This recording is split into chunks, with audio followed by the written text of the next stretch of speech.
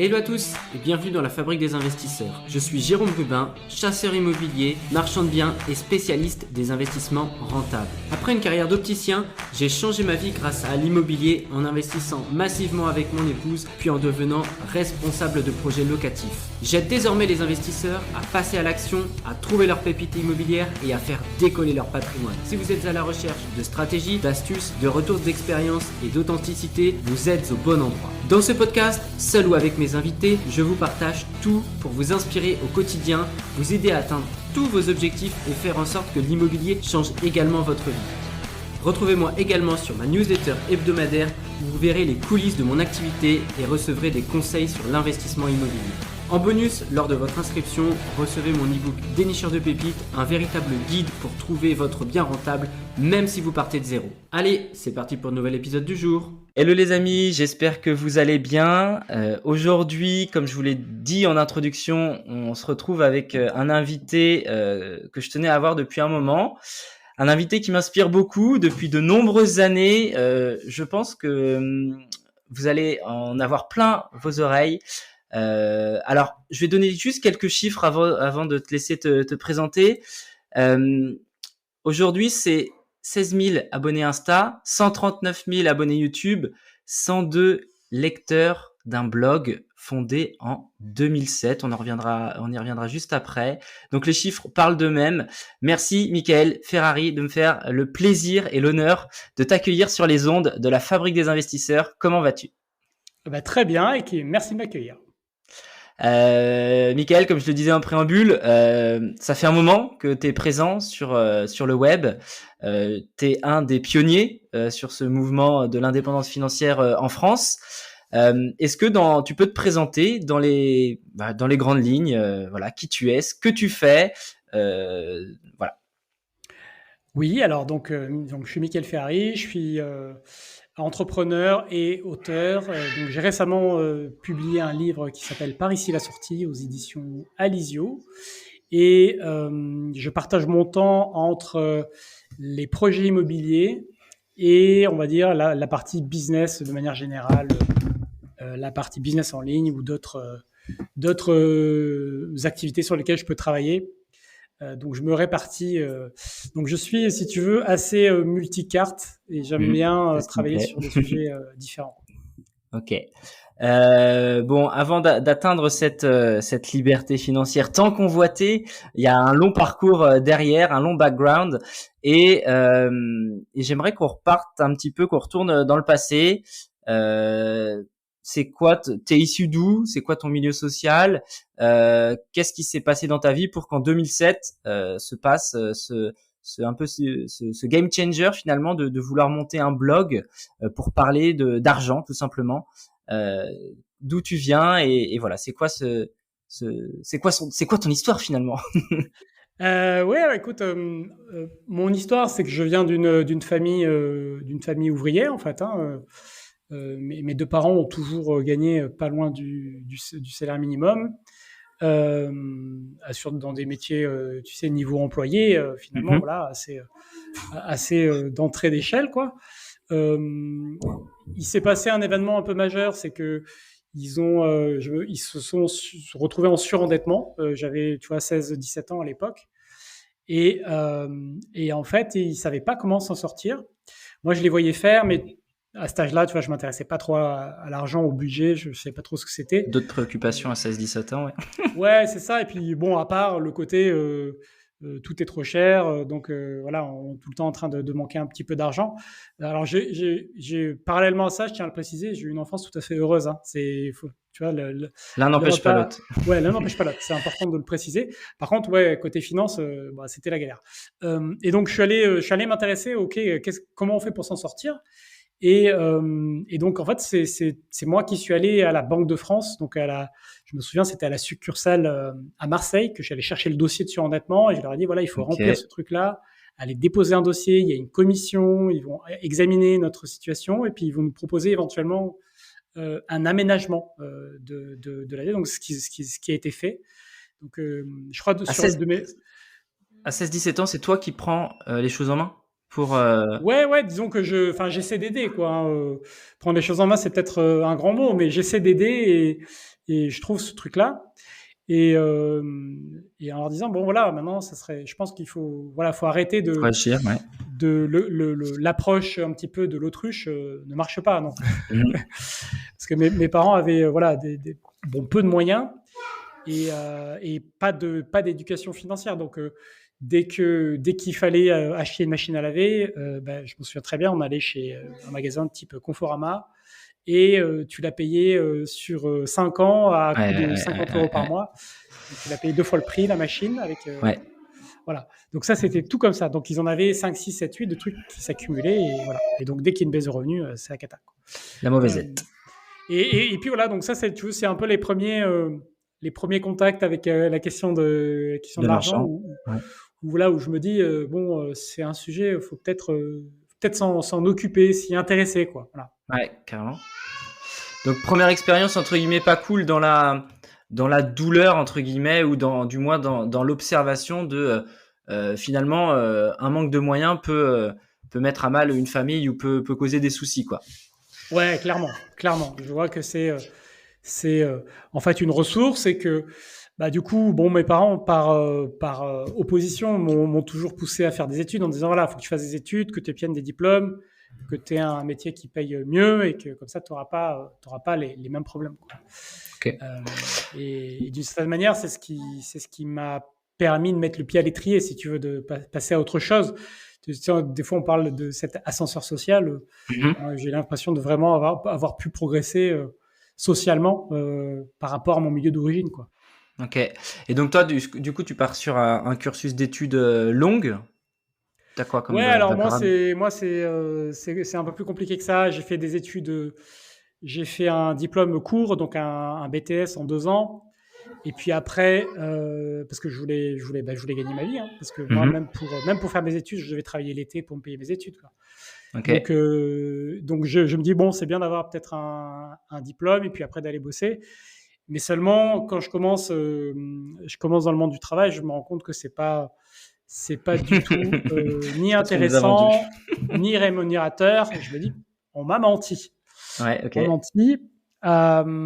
Et donc, donc j'étais le premier salarié dans une start-up. Hein, donc, à l'époque, on disait pas forcément ça, mais c'est le premier salarié dans une boîte dans l'innovation. Et en fait, la boîte décolle pas. Donc, au bout d'1 an, je me dis, bon, faut arrêter. Et je reprends mes études. En fait. Ok. Je reprends mes études et je fais 3 ans supplémentaires. Donc, j'obtiens un bac plus 5 pour. Je m'étais aussi rendu compte dans l'intervalle que, en fait, tes 3 années d'études, tu pouvais assez rapidement, elles étaient assez rentables, quoi. C'est-à-dire que la différence de salaire entre un bac plus 2 et un bac plus 5, elle est quand même importante et que tu rentabilises ces 3 années très vite. Donc, je t'ai dit, bon, c'est ce qu'il faut faire. Donc là, on se retrouve, t'as quoi, peut-être 22, 23. T'as quel âge aujourd'hui? Normalement, on ne demande pas ça, mais 43. 43, donc on va dire c'était il y a 20 ans, donc en 2003. Donc au final, un peu avant la trentaine, si je fais un truc rétroactif, grosso modo, un peu avant la trentaine, tu montes ton blog. Si je suis pas trop mauvais dans mes calculs, on y est. Avec quelle idée en tête, en fait, d'où à 27, 28 ans, tu te dis, surtout que les blogs, ça devait pas être non plus hyper répandu à l'époque. Pourquoi tu te dis du jour au lendemain, tiens, je vais me mettre devant mon PC, enfin derrière mon PC, pour écrire? C'était pour partager quoi? C'était quoi un petit peu ta pensée de l'époque? Alors le blog, je le crée en 2007 et si tu veux, ça vient d'un ami qui à l'époque vivait déjà de ses revenus publicitaires sur Internet, qui était déjà un nomade digital, tu vois. Il faisait déjà tout un tas de trucs qui portent des noms aujourd'hui, quoi. Et qui me dit, en fait, il me dit, tu devrais partager tes centres d'intérêt. Il me dit, c'est ça. Et il commence à me passer des bouquins sur justement l'argent, la liberté financière, tous les classiques américains essentiellement qui parlent de ça. Et si tu veux, moi je lisais beaucoup, du coup je lisais énormément.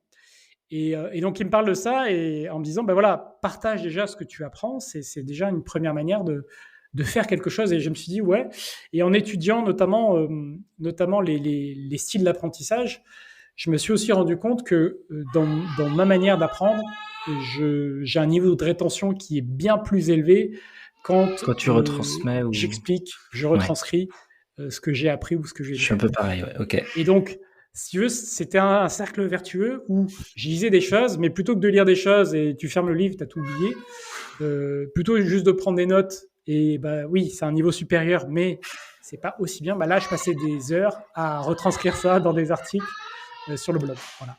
Et est-ce que tu avais déjà à l'époque une certaine vision de là où tu voulais emmener ce blog? C'était quoi un petit peu tes ambitions, tes aspirations, ou alors t'en avais peut-être pas du coup et c'était juste en mode j'aime partager, j'aime retransmettre. C'était quoi un petit peu Non, au départ, c'était vraiment l'océan, tu vois. Donc, je crée le truc en me disant, je vais partager, on va voir ce que ça donne. Et je l'ai créé dans l'optique de me dire, j'aimerais bien pouvoir avoir un support, un média sur lequel je puisse prendre du plaisir à partager, à écrire, et que finalement, c'est quelque chose qui puisse durer, que je puisse faire ça longtemps. Parce que c'est une activité que tu peux faire même dans 20 ans, 30 ans, 40 ans, écrire, tu vois, c'est intemporel. Hein. Intemporel, oui. Et donc, je me suis dit, bon voilà, on part là-dessus.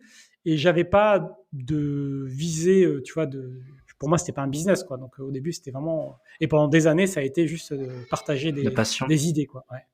Ok. Et donc, suite à un petit peu ce démarrage, c'est un petit peu tes premiers pas dans le monde à la fois de l'indépendance financière, parce que tu te forges ton esprit finalement. Est-ce que tu as eu des déclics? Parce que j'imagine qu'à l'époque, tu es salarié. C'est ce qui permet aujourd'hui, c'est le moyen le plus facile d'emprunter, hein, de lever de la dette. Par quoi tu commences dans cette... Est-ce que tu as un cheminement particulier, tu vois, dans la tête, si on se remet à l'époque, tu te dis, bon, bah voilà, aujourd'hui, je suis en CDI. Est-ce que tu as cette notion de CDI égale effet de levier via la banque? Tu démarres quand dans l'IMO? Tu démarres peut-être par la bourse, d'ailleurs.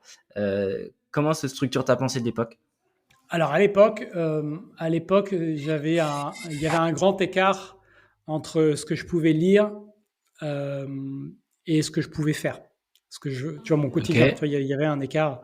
Il y avait les livres d'un côté dans lesquels on te parlait décorer le temps et l'argent, on te parlait d'entreprendre, de business, de plein de choses qui étaient hyper inspirants. Et il y avait mon quotidien qui était consultant salarié. Quoi.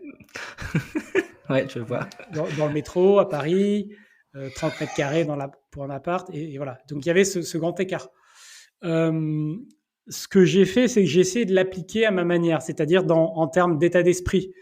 Alors pour certains, c'est un gros mot, mais l'état d'esprit, si tu veux, la manière de l'appliquer, de le transcrire à ce que je faisais, c'était déjà d'être dans une démarche de progression. Donc dans le métier que je faisais, de chercher à progresser. C'est bête, hein, mais voilà, de chercher tout à fait, aller de l'avant, aller sur les technologies qui sont innovantes, sur des projets intéressants, sur des... Voilà. Donc d'avancer comme ça. Et donc ça m'a conduit à changer de poste et de boîte plusieurs fois. Tu vois, parce qu'en fait, je me suis rendu compte que c'était une manière d'arriver sur des projets plus intéressants et de sécuriser des hausses de salaire assez facilement. Okay. Donc je l'ai fait plusieurs fois. Mais proactif dans son métier et de pas se reposer sur les lauriers, quoi. Ouais, c'est ça. En fait, de se rendre compte que tu es que en tant que, même si tu es salarié, tu es en réalité à ton compte. Oui, on peut le voir comme ça, ouais. Donc tu vois, vraiment de reprendre ça en disant en fait tu reprends ta responsabilité. Bien sûr. Bon, il y a un contrat, il y a un lien de subordination, il y a le contexte du salariat qui est une chose, mais en fait de considérer que derrière, en vrai, tu es à ton compte. Donc tout ce qui va t'arriver, ça va être le fruit des décisions que tu vas prendre ou de tout ce que tu n'oseras pas faire. Donc donc je m'étais dit, si j'arrive, parce que il y avait largement la possibilité de se faire recruter dans une administration et puis de se caler, de se planquer, ouais, la progression, puis là tu es tranquille pendant un temps, ou de se caler même dans une grosse boîte, ça c'est pareil, il y a des bonnes planques. Ça c'était pas un souci, mais je m'étais dit, si tu te mets là-dedans, en fait tu signes dès le départ pour ta future limitation, puisque ta progression elle sera inexistante en termes de compétences, de salaire, de tout ce que tu veux, et donc le jour où tu veux faire autre chose, en fait c'est mort. Tu vas partir, tu vas être au pied du mur, quoi. Donc tu vois, arriver avec cet état d'esprit déjà dans le qui en plus, je pense, donc fait de toi un élément intéressant pour la boîte. C'est-à-dire que tu es quelqu'un qui se pose des questions, qui a envie d'avancer, qui veut, voilà. Mais ça correspond pas à toutes les boîtes, évidemment, parce qu'une boîte qui cherche juste quelqu'un pour faire un rôle précis, tu vas un petit peu l'ennuyer, tu vas la déranger, quoi. Donc, tu vois, je me cherche un peu là-dedans pendant 2 ans. Et en fait, au bout de 2 ans, je me dis, bon, c'est pas pour moi, la partie salariée, ça marche pas, en fait. Ok. Ça marche pas. Et il y a un événement précis qui déclenche ça. Ça, c'est ce que j'aime. Ouais, bah ouais. Donc, j'avais fait plusieurs switches. Mais si tu veux, il y a un événement précis qui fait ça. C'est que j'en étais arrivé à un cycle où j'avais changé plusieurs fois de boîte. Là, j'étais dans un tout petit cabinet. On était 5-6. Et en fait, donc on m'avait placé chez un client, un grand groupe dans l'industrie qui fabrique du ciment, pour pas le nommer. Et en fait, j'étais dans un service où le client, c'était un espèce de psychopathe qui prenait un malin plaisir à user les consultants. Lui-même s'était fait maltraiter quand il était dans un grand groupe. Plus junior, ouais. Voilà, se faire des 15 heures de travail pendant le week-end, des trucs comme ça, voilà, des trucs... donc c'était sa façon d'envisager le partenariat, quoi. Ouais, bah, c'était comme ça qu'ils voyaient les consultants, quoi. Ouais. En gros, on est là pour leur mettre la pression tout est en plus est factice parce qu'il n'y avait aucune justification projet, quoi. Hein. Mais bon, donc du coup, ça forcément ça clash. Et en fait, mon boss n'est pas du tout là pour moi, tu vois. En fait, il est en projet, il est staffé ailleurs, tu vois, il gère ses trucs. Mais en fait, il est pas du tout à la hauteur. Et en fait, il me laisse me démerder avec ce gars, quoi, tu vois. Ouais. Et je me dis, bah, si c'est pour faire ça, j'ai pas besoin de lui, en fait. Donc, je vais passer freelance. Ouais. Au moins, je pourrais choisir. Parce que là, je ne pouvais pas choisir ce projet ou pas ce projet. Tu vois, je pouvais argumenter avec mon boss, mais je peux pas dire non, je le fais pas. Et en plus, quand il y a un truc à gérer avec un client qui est très particulier, on était probablement sur des questions de harcèlement ou je sais pas quoi, il n'est pas là. Donc je me dis, ok, si c'est pour me démerder, me gérer tout seul, je vais me gérer tout seul. Et dans un but, voilà. Ok. Et à l'époque, du coup, t'as quoi? T'as une petite trentaine, du coup, un peu plus, sans doute. Ouais, ça doit être à peu près ça, un peu avant, ouais, un peu avant. Ouais. Et tu gagnais combien, du coup, à l'époque, sur ce poste de salarié plus en plus, j'imagine région parisienne, c'était peut-être des salaires un peu plus importants. Alors, si je te dis pas de bêtises, ça devait être 2500 € par mois ou un truc comme ça. Ouais, c'était pas non plus la folie furieuse. T'es pas sur des salaires à 4-5 qui peuvent te dire j'avale pas mal de couleuvres parce que voilà, il y a le gros salaire qui va en face, tu vois. Okay. Ouais, peut-être 3000 avec des primes ou je sais pas quoi, mais on devrait être tourné à 40 quelques à l'année, 45 peut-être. Ok. Donc l'idée de devenir freelance, c'est en mode je sélectionne mes clients, j'applique mes tarifs, c'est un premier pas vers la liberté finalement. Ouais. Tu profites du CDI quand même pour acheter un premier bien, effet de levier? Pas du tout. Ok. Donc ça arrive après. C'était pas ma priorité. C'est pas ma priorité. En fait, donc suite à cet événement, donc je fais un break. Donc on part avec ma copine, on part s'installer à Berlin. Ok. Pendant cette période, je me focus à fond sur le blog. Et là, je commence à rédiger mes premiers e-books, tu vois, mes premiers contenus payants. Tu vois, donc je travaille sur ça. Et donc, il se passe, ça c'est un cycle qui dure à peu près 1 an. Et au bout d'1 an, c'est là que j'enchaîne avec la période freelance, quoi. C'est là où j'ai un ancien collègue qui m'appelle et qui me dit, bah là, regarde, je sais pas ce que tu fais en ce moment, mais là, j'ai ce client dans la banque. On rentre à tel niveau, on est juste 3 freelances, on a besoin de toi. Si tu viens, voilà, il y a un contrat bien payé sur 3 ans, mission intéressante et tout. Donc je me dis, tu vois, d'un côté le blog avec les e-books, ça fonctionnait un petit peu, mais c'était pas gentiment, rien à voir avec, tu vois. Et je me dis, ben là, c'est peut-être l'occasion de signer, devenir freelance, et puis engranger du capital, quoi. Voilà. Ouais, ok. Ça marche. La période de freelance dure combien de temps au final? La période de freelance, elle a duré assez longtemps. Je sais pas, ça doit être 5 ans, un truc comme ça. Ok. Ouais, j'ai fait ça assez longtemps. Et en fait, j'ai toujours fait mes emprunts immobiliers, mes financements en étant TNS ou président. Donc, travailleur non général. salarié, je précise. Voilà, travailleur non salarié. Enfin, j'ai jamais fait un seul emprunt en étant en CDI, quoi, si tu veux. Ok. Et à l'époque, ça posait pas de soucis? Parce qu'aujourd'hui, c'est quand même une croyance limitante, une grosse croyance limitante, ou une barrière, du moins. Je me la pose aussi, hein. Aujourd'hui, je suis salarié, j'ai le confort du CDI pour pouvoir emprunter. Et je pense, de manière honnête, c'est ce qui me fait rester salarié, c'est pouvoir aussi avoir plus de facilité à emprunter. Je pourrais, tu vois, switcher freelance, pareil. Mon job aujourd'hui, je peux le transposer. Je te remets le contexte parce qu'on a peu conversé beaucoup en amont, mais aujourd'hui, moi, je suis responsable de projet immobilier dans le locatif. Je travaille pour un des leaders en France. Et en fait, du coup, je coordonne des projets sur la partie chasse, gestion de travaux et mise en loc, tu vois. Donc, je fais tout. Les clients sont ceux de l'entreprise qui sont fournis, mais demain, en fait, moi, mon réseau, il est établi en fait en Bretagne. J'habite en Bretagne. Et demain, j'aurai mes propres clients. Je fais la même chose en freelance. Je gagne 10 fois mieux ma vie, tu vois. Mais bon, tu vois, croyance limitante de me dire la banque, le freelance, c'est plus chaud pour donner, enfin pour prêter, quoi. Mais bon, en l'occurrence, pour toi, ça marche. Le CDI est plus simple à comprendre pour la banque, c'est sûr.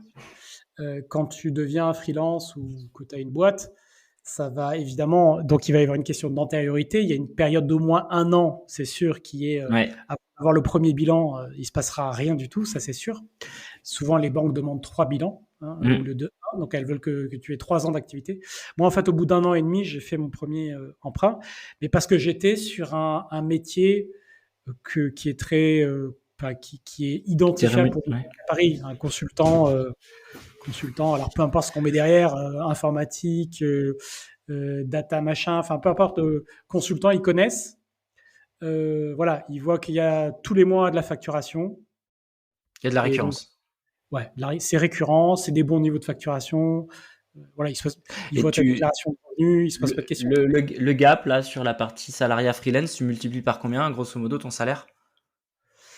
En équivalent salaire, je pense que j'étais passé à plus de 10 000 euros. Ah, c'est génial, mortel. Une fois. Donc là, en fait, je pense que je facturais les mois, ça dépendait des mois, mais un mois full, ça devait être entre 20. Je pense que quand j'ai arrêté, je pense que je montais à 30 000 par mois de facturation quand je me démerdais bien sur des journées de formation, par exemple. Ok. Une journée de formation, tu facturais ça combien, par exemple? Ça peut être 1 500 euros la journée. Hein. Ouais, c'est pas étonnant. Ok. Non, mais mortel, ouais. Et voilà. Et puis après, par contre, c'est dur de faire du volume, mais puis c'est un peu épuisant aussi. Mais quand dans un mois, tu arrives à faire, 5 jours ou 8 jours de formation à 1 500, bah ouais, c'est. Voilà, oui, voilà, après. Voilà. Pour les auditeurs qui ne sont pas habitués avec la partie entrepreneuriale et charge, donc là on parle de facturation, donc de chiffre d'affaires à rentrer derrière, entre les différents, l'imposition. T'étais sous quel statut d'ailleurs? J'étais en EURL à l'époque, puis je passais après en SASU. Si je dis pas de bêtises. Donc il y a quand même une très forte partie d'imposition qui arrive derrière, donc c'est pas l'argent qu'on se met in fine dans la poche. Hein. Ouais, non, mais c'est pour ça que je disais en équivalent, après le racket de l'URSSAF, du RSI, tous ces incompétents là, de trucs. Attends, moi il y a un truc qui m'a fait péter les plombs, c'est quand j'ai quand même, tous les TNS le savent, c'est quand tu te rends compte que tu payes ton assurance santé, elle est proportionnelle à tes revenus. C'est une assurance. Tu vas pas être plus malade parce que Et en plus, quand tu bosses en freelance, les freelances le savent, t'es jamais malade. Ou alors si t'es malade, c'est que t'es proche de la fin, mais t'es jamais malade, tu t'arrêtes jamais. Faut pas te permettre. Donc, voilà, ça fait partie des trucs, des petites aberrations. Mais bon. Donc du coup, voilà, en équivalent salaire, c'était, je pense de l'ordre de 10 000 euros. Quoi. Ok. Donc là, je peux comprendre qu'un organisme bancaire n'ait pas trop de frein à pouvoir prêter en effet sur des niveaux de rémunération comme ça. C'est ce que j'explique tout le temps, c'est que auto-entrepreneur en fait, les gens s'imaginent tout le temps qu'en dehors du CDI, il n'y a rien d'autre, mais en fait, il y a une variété très impressionnante de statuts, de positions en fonction du job que tu as, de ton activité, etc., de l'antériorité. Parce qu'effectivement, même pour un simple auto-entrepreneur, entre guillemets, ou micropreneur, un gars qui est, je sais pas, qui fait du montage vidéo, tu vois, qui est expérimenté, qui, tu vois, va facturer du 2, 3 000 euros par mois, tu vois, ça va bien tourner. Il y a un gars qui est auto-entrepreneur, qui essaie de monter un e-shop et puis qui galère à vendre des Ah trucs oui, oui, oui. et qui fait 500 euros de chiffre d'affaires par mois, ça n'a rien à voir, tu vois. Non. La banque va pas du tout les approcher de la même manière, les deux profils. Donc, Non, j'imagine bien. Donc du coup, si on va basculer un petit peu, je pense, sur la partie IMO. Ces niveaux de rémunération te permettent de lever de la dette. Tu démarres par quoi? C'est quoi tes aspirations ou ta vision? Alors on entend ma petite derrière qui au rez-de-chaussée qui exprime toute sa joie de passer le mercredi avec sa maman. C'est quoi du coup ta vision? Par quoi tu démarres? C'est quoi tout ça?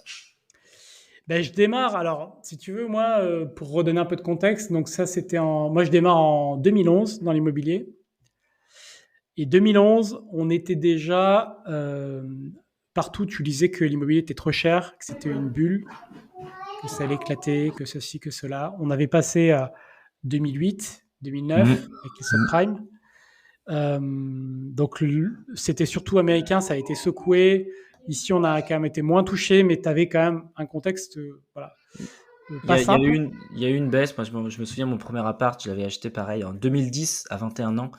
Et les vendeurs de l'époque avaient fait une moins-value de 40 000 balles, je crois, en 5 ans. Il avait acheté, ouais, c'est ça, 2005, 2008 arrive, 2010 j'achète. Et c'était passé de 130 ou 140 où il l'avait payé net vendeur et je l'avais racheté 90, quoi. Donc, ouais. Il y avait eu des petits échos quand même du marché américain.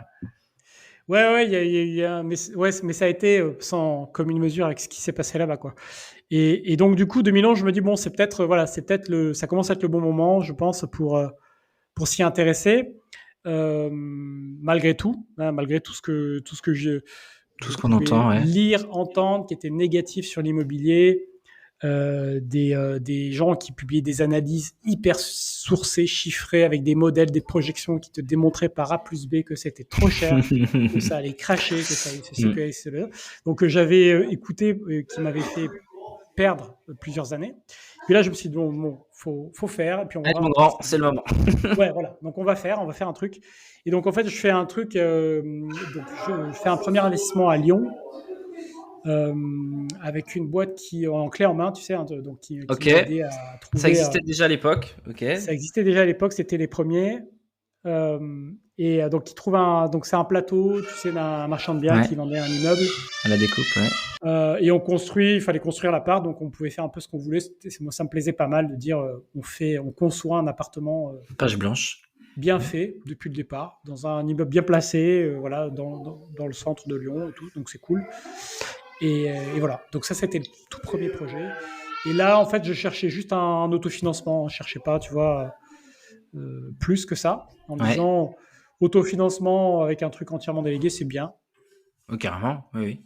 C'est pas le cas de la plupart de mes projets. Il y a souvent de l'effort d'épargne sur les projets clients hors optimisation de stratégie. Tu te souviens du prix du foncier à l'époque à Lyon? Non. Le projet tout compris, je crois qu'il m'est revenu à 100, entre 100 et 110. Ça m'est Pour revenu quelle superficie? C'est 25 mètres carrés, je crois. Ok. Pour avoir un collègue à moi, enfin un ex-collègue lyonnais, là je pense que ton marché, là, je sais pas si tu as arbitré ce bien depuis, peut-être, sans doute. Non. Tu l'as toujours? Non, là, ouais, j'ai toujours je l'avais fait estimer il y a 1 ou 2 ans, je crois qu'il était estimé à 150 ou 160. Ah ouais, je pensais que ça aurait pris plus que ça. Non. Bon, alors, on est quand même sur un 40%. Donc, ouais, bon, voilà. Donc, Ok, donc ouais, tout ça pour dire que le fond de ma pensée, c'était que plus tôt vous investissez, le plus vous profitez de la montée du marché de l'immobilier. Hein. Donc, je te laisse dérouler après. Ouais, non, mais bien sûr, ça, voilà, donc c'était un petit peu l'approche avec ça, en se disant, voilà, on va faire. Et en fait, du coup, ça se passe plutôt bien. assez simple, puisque du coup, j'étais pas mal épaulé. Et par contre, la partie très compliquée, c'était le financement. Alors, non pas que la banque, que ça a été compliqué de trouver une banque. C'est juste que comme moi, je ne savais pas faire, parce que c'était la première fois, et que en face de moi, ma conseillère, elle savait pas faire non plus.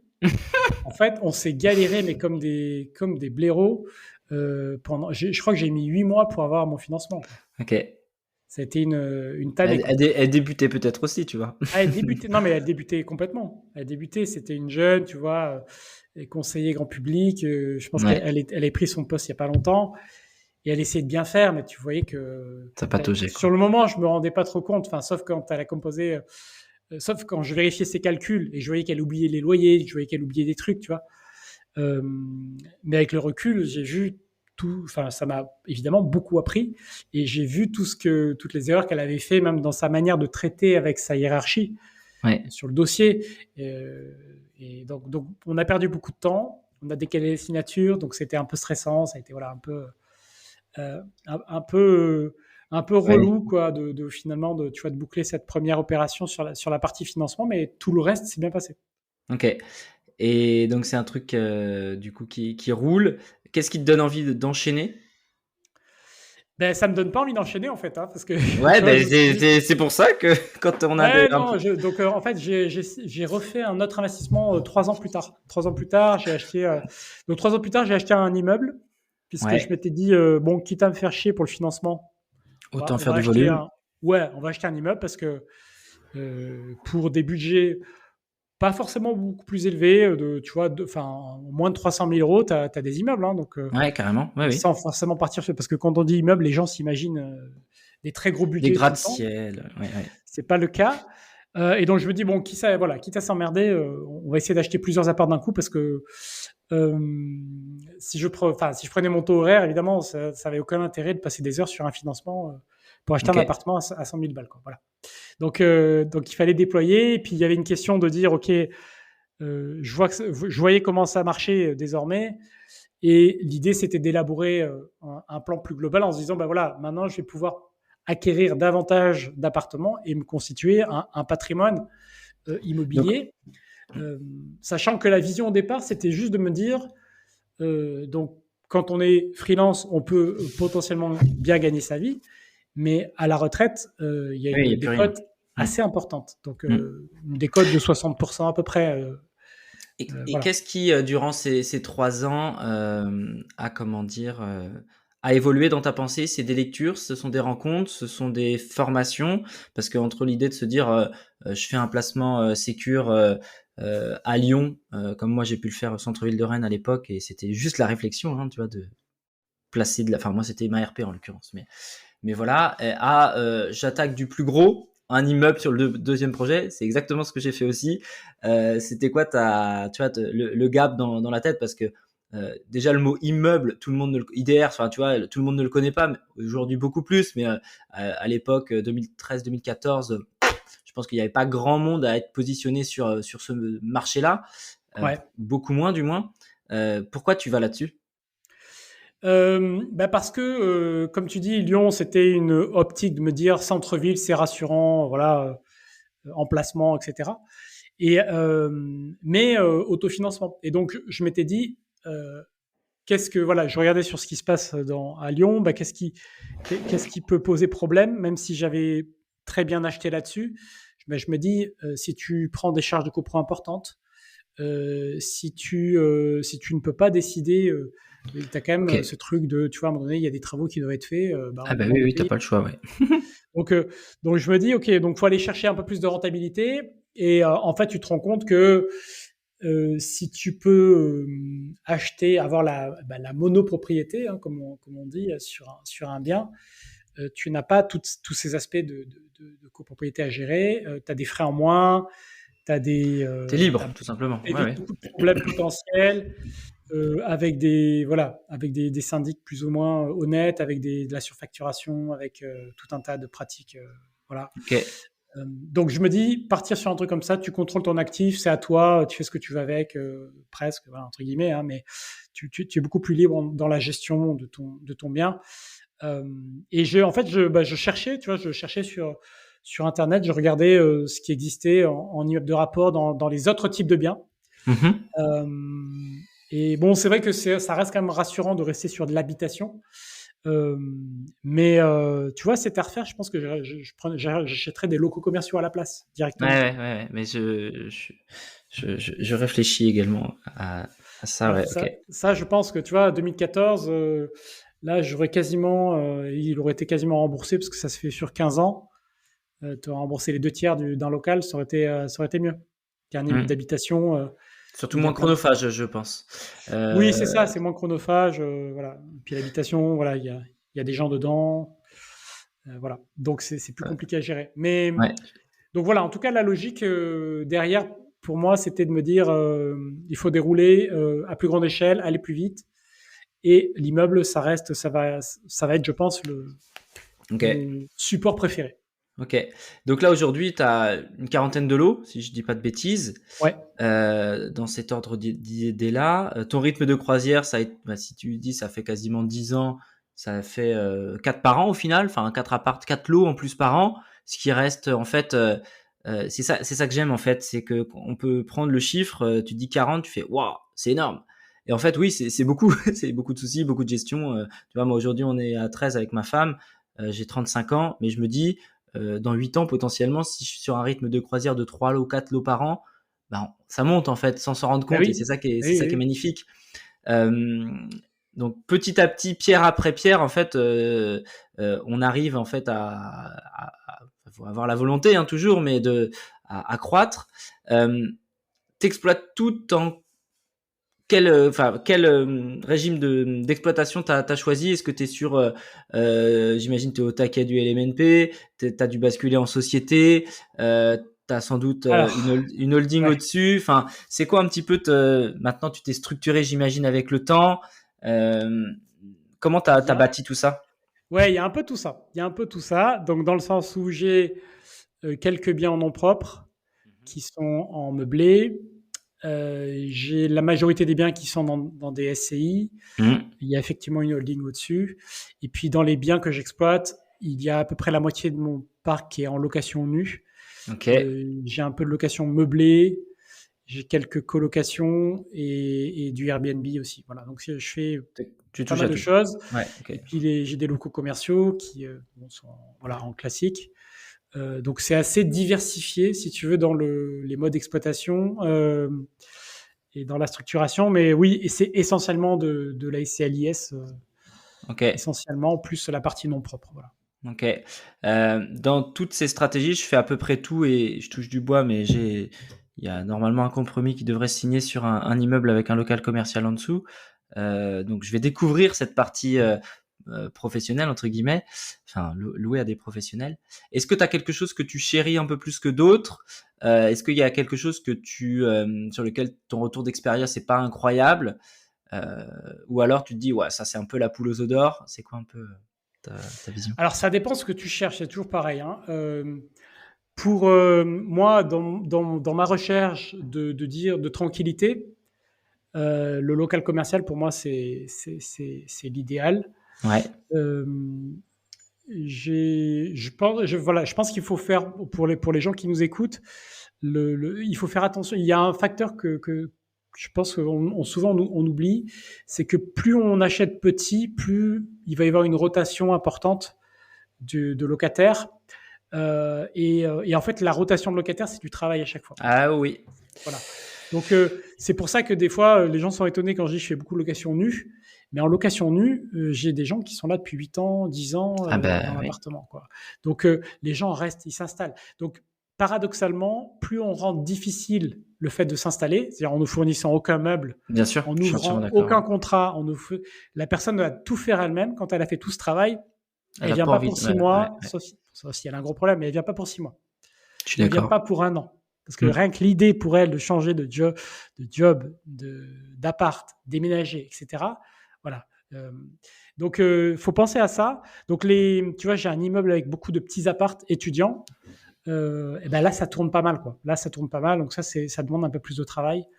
Et, donc, lui, tu vois, par exemple, c'est un bien où je pense que je vais le reconfigurer, en fait. Je pense que je vais réunir les apparts pour faire des petits 30 mètres carrés ou des trucs comme ça, des petits Ok. T2.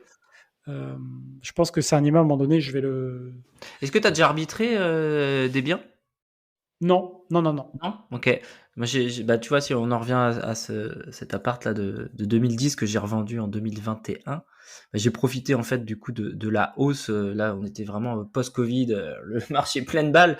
Et j'ai, tu vois, ouais, acheté 90 net vendeurs, revendu 190 net vendeurs. Et en fait, bon, cet argent-là, je l'ai remis dans ma RP parce que voilà, on avait cette envie avec ma femme d'acheter notre maison. Mais en fait, ce gap, en fait, il est fêlé d'avoir sur son Ouais. compte, j'ai reçu, je sais plus, 135 ou je sais plus. Tu vois le chiffre, tu dis, c'est à moi ça? Est-ce que c'est vrai? Tu vois, en fait, l'arbitrage, je pensais que tu avais déjà arbitré du coup, mais il est assez fêlé de se dire que le temps, en fait, c'est magique avec l'immobilier. Et je pense que cette nouvelle génération d'investisseurs, alors je me sens pas vieux encore comme investisseur, mais fantasme un petit peu sur bah, le contexte économique ou du moins bancaire qu'il y a eu il y a les 3-4 dernières années avec des taux très bas et avec du coup la partie cash flow qui est une partie anormale quand même de l'immobilier. Hein. Il y a eu une fenêtre de tir incroyable, donc tant mieux pour ceux qui en ont profité. Mais la vraie richesse de l'immobilier, elle va résider dans les années qui s'écoulent et dans la capitalisation qui est invisible.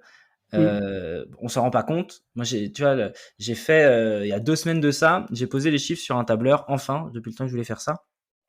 Et à l'année, avec ma femme, on va capitaliser entre, je crois que c'est 42 000 euros, un truc comme ça, tu vois. Donc, je pose le truc, je fais, ah ouais, ça commence, et pourtant on a que 13 lots, c'est pas énorme. Ouais, mais Et c'est tout à fait ça. C'est tout à fait ça. C'est c'est une manière de t'enrichir de manière inévitable, en fait. ouais, mais c'est bien dit, Euh, ouais. Tu vois, souvent on dit l'épargne forcée, la résidence principale, c'est une épargne forcée. Oui, certes, mais c'est aussi bien de le faire avec un investissement. Donc, Oui, ah bah mais oui, oui, c'est, c'est tout à fait ça. L'immobilier, c'est lent. Hein, faut pas. C'est vrai que des fois, il y a des messages plus sur le côté marketing où, voilà, on a l'impression que tout se fait très rapidement très dans l'immobilier. vite, ouais. L'immobilier, c'est lent. Hein. C'est lent. C'est un jeu de temps.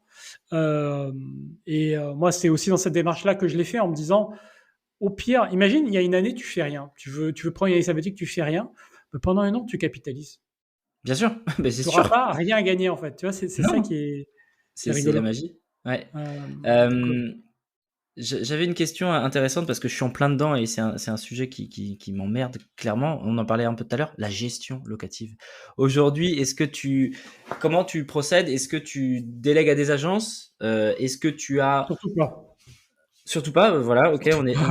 on est bien d'accord. Est-ce que tu gères toi-même? Est-ce que tu arrives à mettre en place des process dans les villes où tu as les biens, où tu as peut-être quelqu'un qui va t'effectuer les visites et toi tu fais en amont les baux, etc. C'est quoi ta façon de travailler? Ouais, donc je gère moi-même. J'ai un gestionnaire sur place qui Ok, fait les visites, les états des lieux. Et en fait, moi, je m'occupe des contrats et de tout le reste. ok. Donc, une répartition comme ça des rôles qui marche bien, globalement. Ok, Et je suis au même niveau de réflexion. C'est ce que j'essaye de mettre en place. Après, toi, ton parc, il est assez centralisé autour du même secteur? j'ai fait, alors ouais, j'ai un peu des biens à Lyon, mais j'ai fait en sorte que le reste soit dans un rayon de 30 minutes.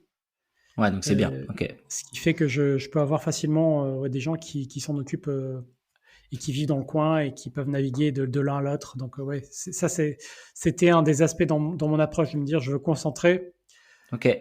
pour gérer même, tu vois, si c'est plus simple pour plein d'aspects.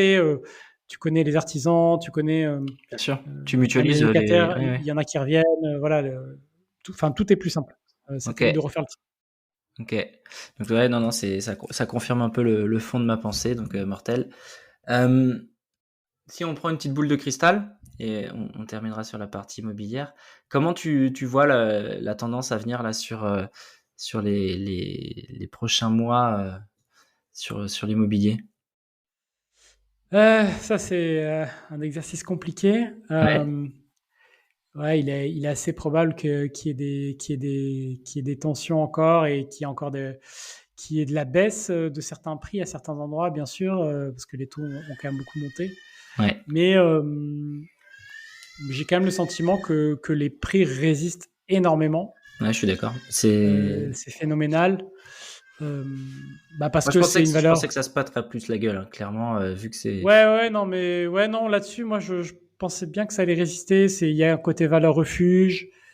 Il y a un côté, faut pas oublier que en vrai, entre l'assurance vie et le cash, les gens ont beaucoup de cash en fait, hein. Donc, quand tu arbitres ton cash, en général, ce que font la plupart des gens, c'est qu'ils le mettent dans l'immobilier. C'est vrai. Donc, il y a un côté soutien. Et puis les gens empruntent à taux fixe, hein. Donc, il y a pas, la majorité du marché n'est pas obligé de vendre parce que les taux montent, hein. Donc, Mm. C'est donc, pas le cas. T'es au Portugal, toi? je suis au Portugal, ouais. Ça marche comment le système bancaire là-bas pour l'emprunt? C'est assez différent. Le standard, c'est plutôt le taux variable. Ok, Tu as du taux fixe, hein, mais le standard, c'est plutôt le taux variable. Et sur des durées très longues. Tu peux avoir un emprunt sur 40 ans sans problème. ok.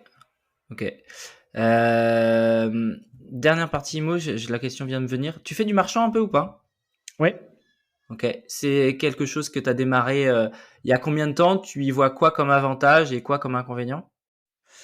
Ça fait 1 an qu'on a démarré. L'avantage, c'est de faire un truc différent. Tu vois, donc d'apprendre.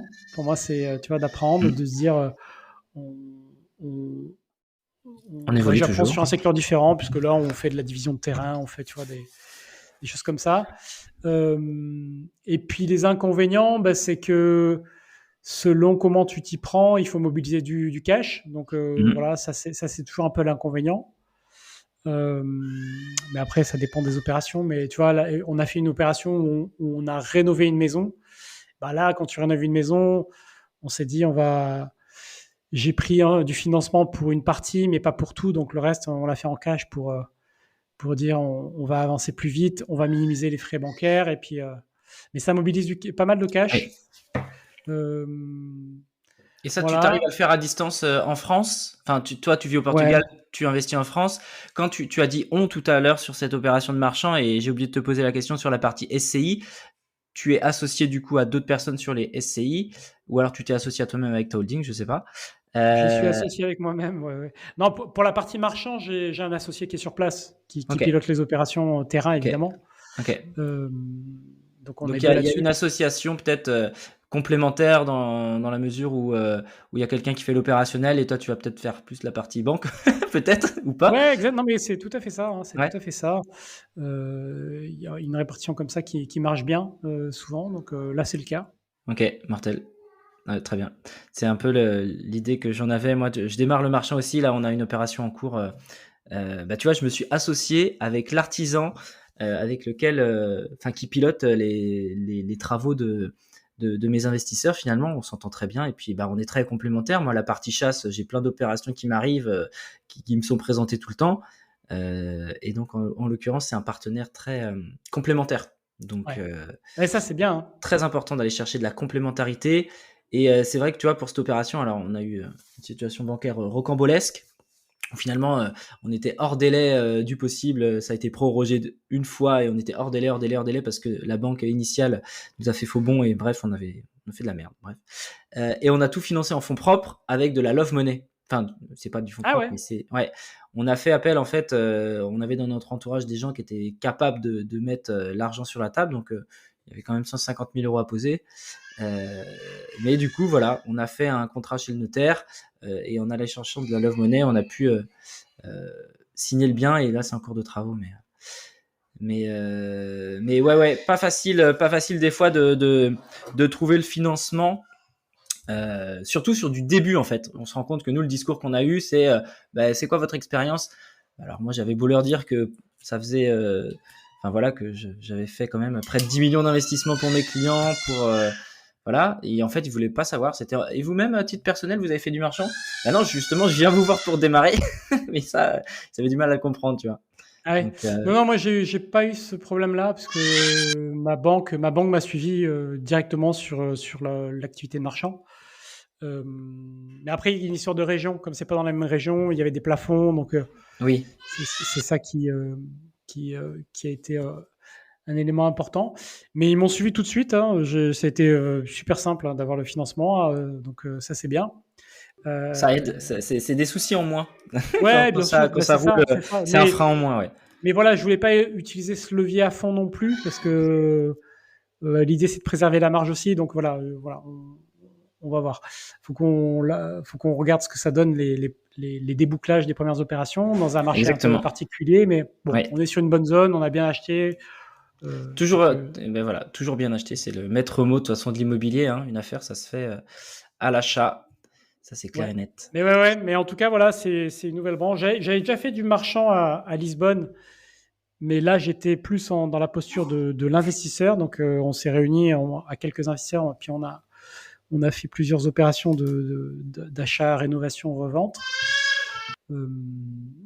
Et voilà, donc là, mais cette partie-là est en France, ouais. Ok. Je voulais qu'on aborde un petit peu le sujet de la bourse également. T'es investisseur boursier, ça fait partie alors si je remonte un petit peu sur les notes que je m'étais prises, tu vois, je voulais un peu qu'on parle des différents piliers de l'indépendance financière. L'immobilier aujourd'hui en est une grosse partie et c'est ce qui permet, je trouve, au commun des mortels issus d'un milieu social classique de pouvoir, je pense, en faisant bien les choses, s'élever via l'emprunt. La bourse, c'est complètement différent. Il faut du cash pour pouvoir démarrer et mettre de l'eau dans la rivière finalement, à son moulin. T'as démarré il y a combien de temps? C'était quoi ta stratégie? Enveloppe fiscale, etc. Tout ça, dans les grandes lignes. Ok, dans les grandes lignes. Donc, pour moi, les trois piliers se complètent. Et donc, vu que l'idée a été de mettre peu, voire pas d'argent dans l'immobilier, parce qu'on le fait avec la banque, le cash que j'ai, je le mets plutôt en bourse. Je vais travailler. Et puis l'idée, donc, parce que la bourse, il y a plein de métiers dans la bourse. C'est pas du tout une approche de trading dont je parle et que je pratique. C'est un métier à part entière. Moi, je suis sur une approche d'investissement long terme, donc dividendes, ETF, mais surtout ETF, avec et donc un portefeuille long terme. Donc utiliser autant que possible le PEA, le maximum. PEA, mais ça se fait beaucoup sur des comptes titres en complément. Maintenant que t'es expat, t'as plus trop le choix de toute façon. Non, tu peux garder un PEA quand tu es expat. Ok, alors c'est peut-être à l'ouverture où il faut être résident fiscal. Oui, exactement. Okay, c'est à l'ouverture, ok, autant pour moi. Tu peux garder les deux. Donc, c'est les deux outils principaux qu'il faut utiliser. Et puis, l'idée, c'est de pouvoir capitaliser, en fait, tout bêtement. En fait, quand tu prends un ETF, tu prends pas beaucoup de décisions en réalité, puisque tu vas juste choisir ton ETF. Et après, tu investis dessus et tu le laisses capitaliser. Moi, je fais ça. Il y a deux aspects. C'est qu'il y a un côté où le côté financier est très simple à gérer puisque ça se fait depuis un ordinateur et donc ça c'est simple. Et puis il y a aussi un autre aspect, c'est que je suis quand même beaucoup exposé à l'immobilier, donc je me dis c'est quand même bien d'avoir une autre exposition sur les marchés financiers à autre chose que de l'immobilier, quoi. Moi j'ai tendance à beaucoup aimer l'immobilier, donc voilà, on a parlé d'immobilier physique, j'ai des SCPI, j'ai de l'immobilier en bourse, j'ai de l'immobilier sous plein de formes parce que j'aime bien ça, c'est quelque chose que je comprends et donc voilà, j'ai tendance à le préférer. Mais j'essaie de m'exposer aussi à la partie finance, quoi, voilà. Et tu as démarré ta stratégie boursière par les ETF directement ou plus par les actions dividendes? Alors par quoi j'ai démarré? Je pense que pour moi, c'est les deux sont liés. Ouais. Je ne saurais même pas dire. Je pense que j'ai dû commencer par des actions, probablement. Mais déjà, je pense en 2011-2012, je vais avoir déjà un portefeuille avec des ETF, il me semble. Si je dis pas de bêtises. Oui. Mais en fait, ce qui est très intéressant avec la bourse, c'est que les gens souvent viennent me voir en me demandant qu'est-ce qu'il y a en bourse aujourd'hui, comme si ça changeait toutes les semaines. Tu sais qu'il fallait de la nouveauté. Les gens sont dans un truc de chercher tout le temps le dernier truc qui marche, la nouveauté. Je suis d'accord. Je leur dis, mais moi, je fais la même chose depuis 10 ans, en fait. En fait, voilà, c'est ce qu'il faut se rendre compte, c'est que la bourse, entre guillemets, c'est chiant. Enfin, ça demande une réflexion initiale, on va dire, dans la sélection de ton ETF ou de ton action à dividende, si c'est cette stratégie-là. Mais après, en fait, c'est assez répétitif. Hein. Ah Si oui, en mode long terme, bah oui, le fameux DCA, X euros tous les mois sur telle action, avec bah un oui. rééquilibrage. Waouh, j'ai rééquilibré le portefeuille ce mois-ci, attention. Mais mais c'est ça qui est bien aussi, c'est que c'est quelque chose qui reste peu chronophage. Moi, je suis abonné à un magazine, tu vois, je sais pas s'il s'est reçu au Ah oui. Portugal, mais magazine Investir alors c'est beaucoup PEA, hein. Mais moi aujourd'hui c'est ce que je privilégie. Et en fait, voilà, je dis ça me prend un quart d'heure par semaine. Je suis au courant des actualités et en fonction, s'il y a des fenêtres de tir et tout, c'est tout. Et en Ouais. vrai, et depuis que je fais ça, depuis le début, mon portefeuille s'en Ah mais porte très bien. moi je vois que les gens ça leur va pas en fait. Hein. Mais Les ça leur gens va pas. ils veulent la dernière astuce du moment, le dernier tips du moment. Ils veulent vraiment la nouveauté. Ils veulent être sûrs d'avoir un truc nouveau qui marche bien au moment Qui où va vite. il va vite et voilà. Sauf que c'est tout l'inverse. Justement, c'est pas une approche trading, c'est pas une approche où il faut Non. regarder tous les jours, c'est pas une approche où il faut changer de stratégie en fonction du marché. On n'est pas du tout là-dessus. Ouais. Donc, On a balayé pas mal de sujets. Moi, j'ai une question. Euh, alors, au final, quand je l'ai écrite, je pense avoir la réponse aujourd'hui. Mais ton game changer dans ton ascension financière, pour toi, ça a été quoi?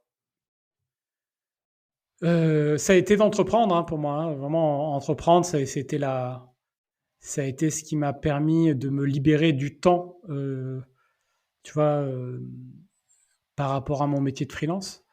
Ok. Euh, Donc, donc et pour toi, tu mets du coup la partie freelance en dehors de l'entrepreneuriat. ouais, parce que Entreprendre, ça va être. freelance, voilà, ça dépend ce qu'on veut dire par entreprendre, mais pour moi, tu vois, freelance, c'est une forme allégée d'entrepreneuriat, quoi. Ok. Donc la C'est- partie entrepreneuriale, ça va être ce que tu as mis en place avec les différents réseaux, la partie web finalement. Ouais, voilà, la partie web, toutes les parties où en fait ce n'est pas de la prestation. Ok. Le freelancing, c'est de la prestation. Et quand tu fais de la prestation, oui, bien sûr, tu es à ton compte, mais tu n'es pas entrepreneur en tant que tel. Ok. Donc là, finalement, si on en revient un petit peu à la réflexion du début, c'était la part où tu me disais lire des livres sur la partie dissociation du temps.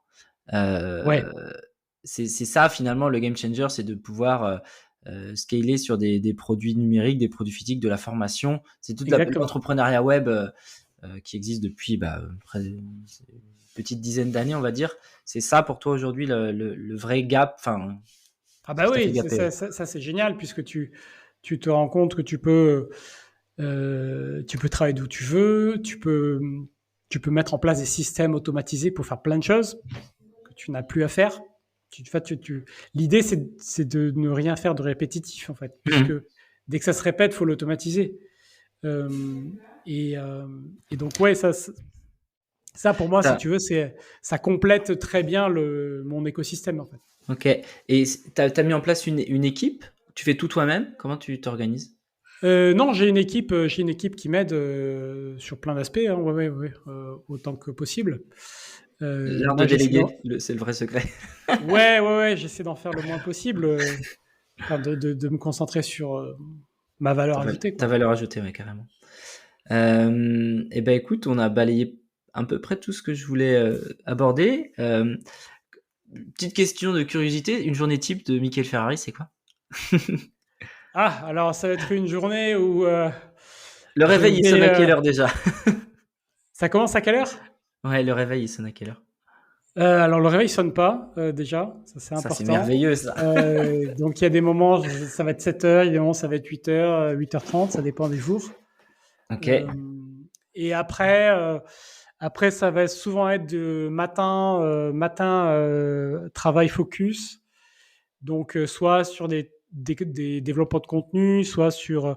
Bah, tu vois, ce matin, je suis en train de regarder pour acheter des murs d'un local commercial. Donc, je reçois la signature est censée être demain. Tu reçois tous les docs, faut tout ouais, vérifier, le bail de location. Tu reprends les éléments qui t'ont été communiqués sur la fiche produit au départ, tu te rends compte qu'il y a des écarts, tu demandes Mhm.